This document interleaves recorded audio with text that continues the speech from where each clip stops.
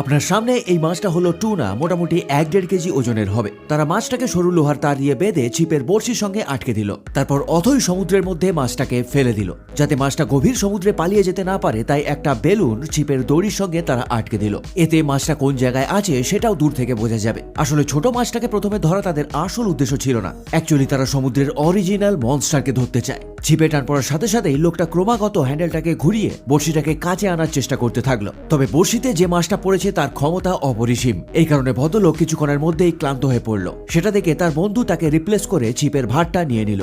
তবে এই ভদ্রলোক একটু ঠান্ডা মাথায় কাজ করতে থাকলো, কারণ সে জানতো এই বিশাল মাছটাকে ক্লান্ত হতে অনেকটা টাইম লেগে যাবে। তাই তাড়াহুড়ো করার কোনো দরকার নেই। কয়েক ঘন্টার পরিশ্রমের পর অবশেষে ওই বিশাল মাছটা ক্লান্ত হয়ে যায় এবং সমুদ্রের উপরের স্তরের দিকে চলে আসে। তবে এটাও একটা ডেঞ্জারাস মোমেন্ট, কারণ এই মুহূর্তেও মাছটা পালিয়ে যেতে পারে। তাই মাছটা তাদের বোটের কাছে আসার সাথে সাথেই তারা একটা বল্লম ছুঁড়ে মারলো মাছটার দিকে, যার